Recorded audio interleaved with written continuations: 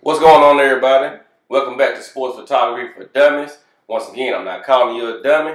I'm just saying the way I'm going to teach you sports photography, even a dummy can understand it. Okay, so I'm going to show you how to edit like a sports photographer, or how I edit when I first started out. And you can take these steps and implement them in your editing process. So once again, what I like to teach you is sports photography editing process, and the way you shoot should be your own genuine way of how you like to create. You're an artist with a camera in your hand, so it's all about how you like to create. So this is subjective to whoever's shooting or whoever watching this video. And once again, please like, comment, and subscribe to the YouTube page so we can keep on growing the channel. A lot of people I'm getting a lot of good feedback from the channel. A lot of photographers are switching from just basic general photography to sports photography, and a lot of this content is helping them out. So I just like to say I appreciate all the support and all the feedback. Continue to give me feedback. Continue to comment in the comment section, and I'm gonna keep on giving y'all these sports photography videos. So right now, what I'm gonna do is I'm gonna show you how I would edit a sports photography picture. Right now, I have pulled up is the South Alabama recent home game this past weekend, and an image from there. And I think this image would be very teachable for a sports photographer for numerous reasons. I'm gonna go through those reasons as I'm editing these pictures. So let's get right on to the video. Okay, so right now I have Lightroom pulled up. I already have my images imported. And one thing I would like to say is when you're editing a lot of sports pictures and you're doing a lot of different teams and everything, get you an external hard drive. Right here I have and this is a cheap hard drive. It's not a high-paying hard drive. It's not one of the top-of-the-line hard drive, but this is something where beginning sports photographers can go and purchase. So this is a easy store WD external hard drive. You can get it at Amazon or B&H or Walmart or any of those places that sell equipment like this hard drive equipment. So I think this right here ran me about maybe $50. Could have been cheaper, could have been a little bit more, but that's it's a good external hard drive that you can use. But once again, it's not the top of the line, it's not the top brand, but it's something good for beginning sports photographers to go purchase. Once again, that is a easy store WD external hard drive, and I'll put a link down in the description. But get your external hard drive and store all your files on an external hard drive. Now I usually keep two, and I have my other one in my bag, but get you more than one if you can afford it, so you can back up that external hard drive, because sometimes these hard drives do crash, and if they crash and all your information is on that, then you just lost all your files and everything. So get you two. Use one for storing, then use one for a backup. All right, so let's get into the picture. Right now we have a receiver who's going up pad to pad. You can't really see the ball in this image right here. You can in another image, but I'm using this particular image to to just show you guys how to edit. Or how I edit. So what I like to do is, and the reason I brought up the external hard drive is because when you first open up Lightroom, when you first open up Lightroom, you want to create different catalogs. So if I go into here, and hold on. If I go into Lightroom, so you have new catalog, you have open catalog, you have open recent catalog. So if I go open recent, you'll see some of the catalogs that I have recently did. But you want to create new catalogs each time, then save them on your external hard drive. You just want to be organized. I like to be organized. You don't want everything where you got to go search and find and it takes too much time. You want to have everything neat as possible, organized as possible. So if we go into this, I already got it pulled up, and this guy is going up for a pad. The DB is, as you can't see right now, but he actually had a good defensive play and knocked the ball up in the air. But when I first look at this image, the first thing I recognize is the background. And I can see how the stands are kind of like tilted down to the left. So I know right off the top of my head that that image is not centered right. Then I look at the stand, and then I go to the end zone or the edge of the field. So if I'm facing the sideline, I look at the sideline background of the field. So I'm facing the end zone, I'm looking at the end zone sideline, edge of the field. So I know just looking at that, it's tilted down. So I know for sure off the top of my head that I need to tilt the left side of the image up some. But what I like to do, and what beginning sports photographers should do, is use what the software has. So Lightroom has where you can go into the crop tool. This is the crop tool right here. I can click that. Once I click that, I can let Lightroom do the job for me. So I'll come down and you have an auto button. Auto is just saying that it's going to automatically line it up the way it thinks the image should be. So I'm going to look at the image first. That's what you got to do. You got to look at the image first and see how you think the image should be. So I think it should be tilted up from the left. Let's see if the software thinks the same thing. So I'm going to hit the button. Boom. And it tilted up from the left. As you can see, the image has now raised up. If you can't look at the image from right here and tell, come over to the preview box, and you can see it now. The preview box gonna show you what's outlined, what's captured. So I can see that the stands is now how it should be, and the back of the field is how it should be. So what I'm gonna do is I'm gonna hit enter. Now that image is centered. It's perfect. So now I'm gonna go straight into my editing process. Now I'm just gonna be all the way honest with you. When I first started out editing, I didn't have my own specific editing style. So what I would do is I would come right over here to auto again, and I would just hit auto and let the software edit it for me. And what I did was over time I noticed everything that the software was doing and what I liked. And I just started picking up different pieces along the way. So that's one thing you can do. You can come over here, and I'm going to do it for you real quick. I don't do this now because I have my own way of editing. But you can come in here and you can hit auto. Boom. And the software will, and it will edit the picture for you. That's how the software thinks the picture should be. Now, of course, this picture is too, in my style, it's too bright. The highlights are too high. So I would come in here and I would adjust different sliders how I see fit. And that's what you can do, and over time you can start picking up your own way of editing pictures. But I don't like to do that no more.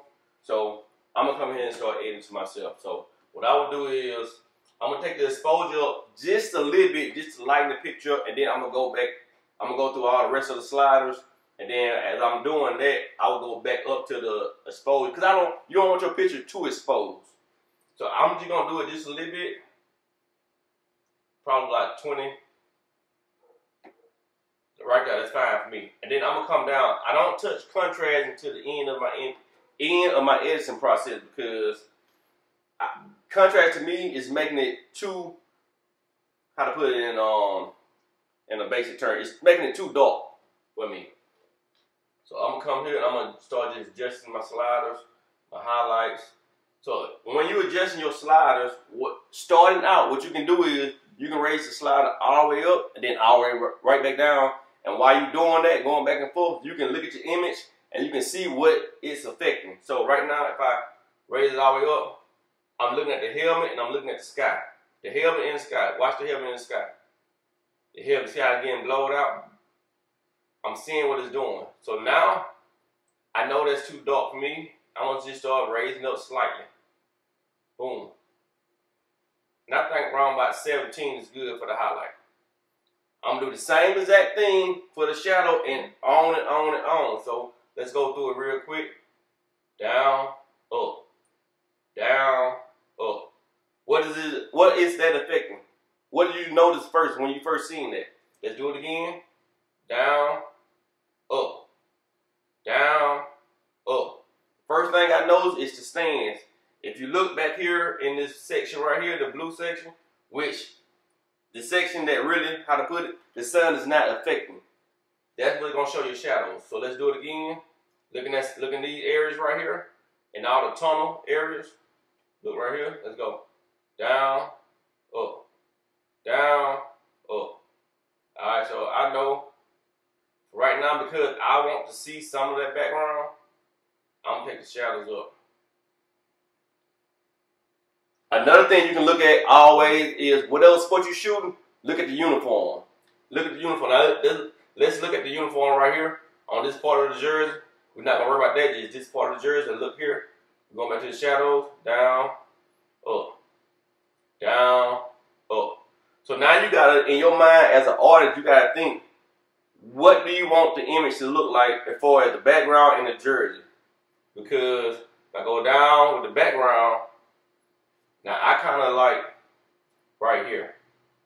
That's around about 25, 28, 30, 25 to 30 right. I kind of like that for my shadows. I still can see the light in the tunnel, which gives me the feel of that is the tunnel and it's going down. If I take that shadow all the way down, you still can see it too. So let's bump it up right about, we're going to go 25. Let's go 25 with it for now. Like I said, you can always come back and adjust these sliders. Let's see what the white is dealing with.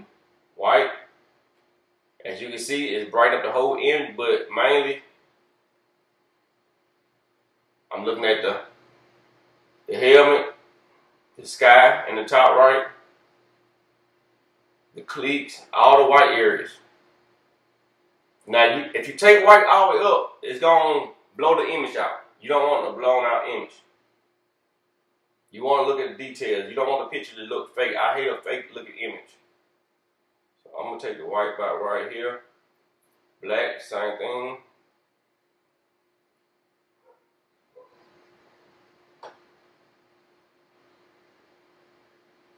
Okay, now this is a good starting point. I don't touch none of these right now. 90% of the time I don't touch them at all. Pick that vibrance up. Now do you want to take your saturation up? No. We don't want to take it down, but we don't want to take it up too far. I'll leave around by 9. Okay, so now the image is starting to look like a good image. So in Lightroom, what you can do is you can hit Y on the keyboard. Y. And it'll show you what the picture looked like before you start editing and what it looked like now. So right now, looking at side-by-side view, I can see that I have brightened the image up some. I can see the clarity up into it. Let's go back to it and let's work a little more. When I come down here, I like to fool with the darks and the lights. Just a little bit. We'll go 18. I took some of the dark out of it.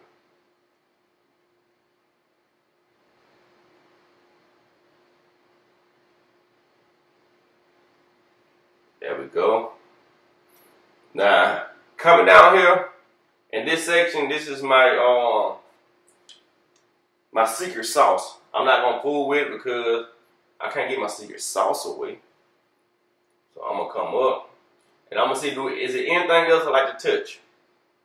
So let's see what happens when I take that exposure up from 20 to, so let's say 25 or 30. That's 35. It's not too overexposed. Actually look good. I want to take it down to 30 though. Right there. Okay, now let's see what the contrast do.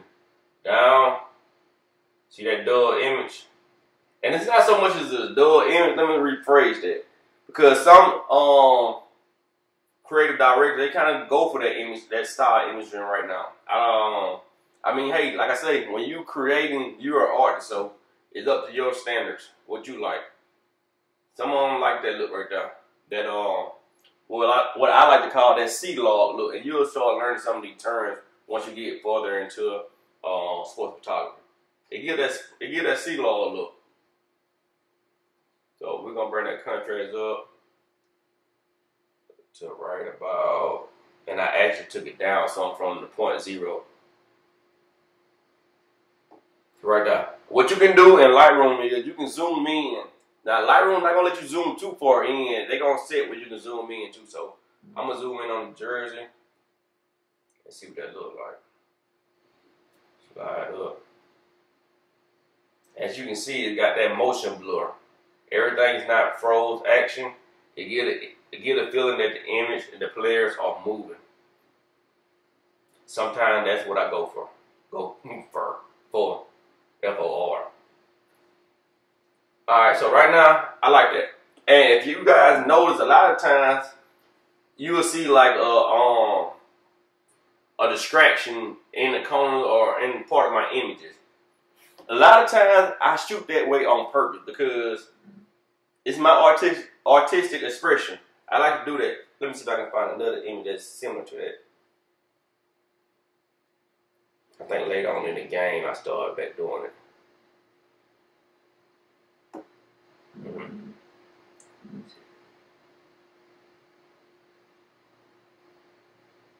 Hold on. I know I did. I think I did like 4 more images like that. I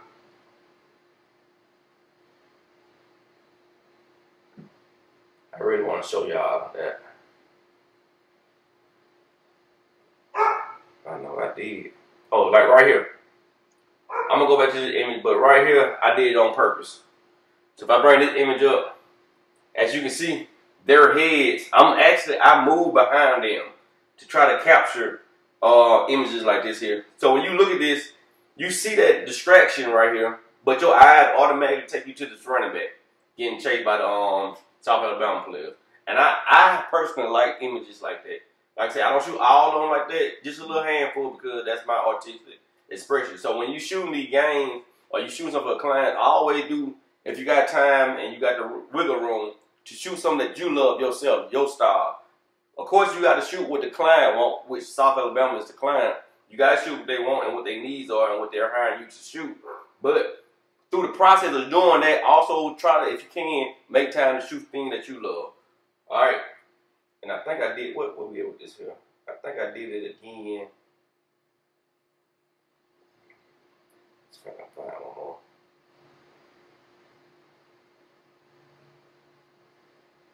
And these are pictures that I have already edited. Oh, here you go. Let's pull this one up.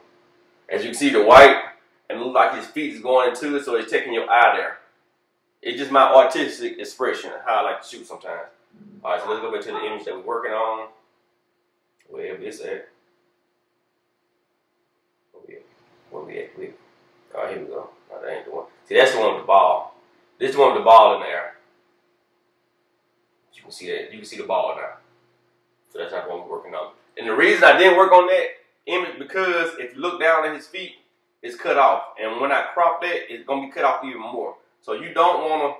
You wanna always shoot with that in mind. Right. So let's go to the one that we're working on.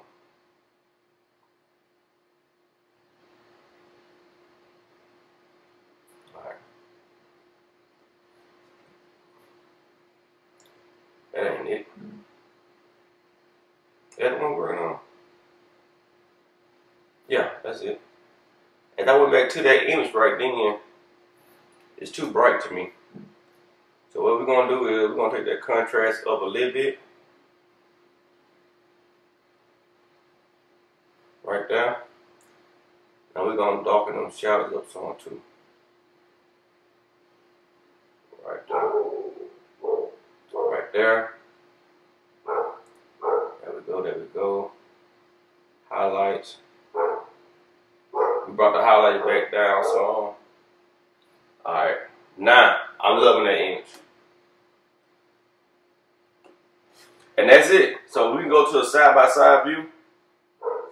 And we can look at it. That's what the image. And that's what it looks like. They don't want to me to send in dark images. Once again, you gotta do whatever your client likes and what they prefers. So you have to shoot, like I say, in their style. That's the style image that they like. And then they have their own editing process. I shoot raw. I have to send the files in JPEG. I shoot raw, and I just shoot raw because raw collects most of the data from your camera, from the image. All right, I'm just looking at the image and you know, trying to see. And I didn't try to shoot this with that it may be somebody elbow because, like I said, I'm on the ground shooting up. So that may be something. I didn't personally try to do that, but it worked out good for me, for my style. I'm just looking at everything and seeing how much I like it. You know, yeah. So what I would do is I would go through my whole editing, my whole picture catalog, edit to that style, save it all. I would go to file, export. And when you go into export, I already have it up here, but choose your external hard drive. And when I go into, I'm glad I just said that. Okay. Let me downside this here. when you go into your external hard drive, I always, before the game, so I have everything organized. It's in files. So I'm going to go into 2022 South Alabama. I already have, so I will make a file versus each team. So this versus ULM. It's the game. And how I do it, I go ahead and I make edits, raw, videos, and this is just my Lightroom file. Like I said, you got to create your own catalog. That's my Lightroom file. So sometimes I shoot a couple videos because I never know what I might need for YouTube, or I might catch a run back, touchdown, or something like that. So I shoot a couple videos. Like you see, it's only 4 on my shot. But I put all my raw images in the raw file. I will upload the raw images into Lightroom catalog, and then I will edit. Once I edit the pictures, I will send that file, them edits, to this folder right here, which I have USA edits, and I have ULM edits. Now, when I'm shooting these other games, I am taking a couple of shots of the other team. I'm not shooting a ton of them, as you can see. I probably got 15 of them, but I'm still shooting the other team song. And that's just because, you want to show you want your portfolio to grow as you're going through these games. So some of those files I will use in the portfolio if they're good. And that's what I do. I will edit. I will send it to to edits, and then I will put them in the correct folder. And that's it. All right, y'all. I appreciate you guys watching this video on how to edit for basic sports photography. Like I said, once again, continue to grow your business. Continue to grow your craft, and become your own, in particular, artist. Your own, be your own self. Don't try to steal from other sports photographers. Take the little pieces here and there, but be your own self, though. That's what's gonna make you grow in this business, being your own self. So I just showed you how to edit as a beginner. Remember, hit that auto button, and then go through the different sliders, and then from that process, you will start to come up with your own style. This is sports photography for dummies. You already know the saying. I'm not calling you a dummy. I'm just saying the way I'm going to teach you sports photography, even a dummy can understand it. All right? Remember, comment, like, subscribe, share the content. Okay? I can't get these subscribers unless you guys sharing the content. So, once again, I appreciate y'all, and I'm out.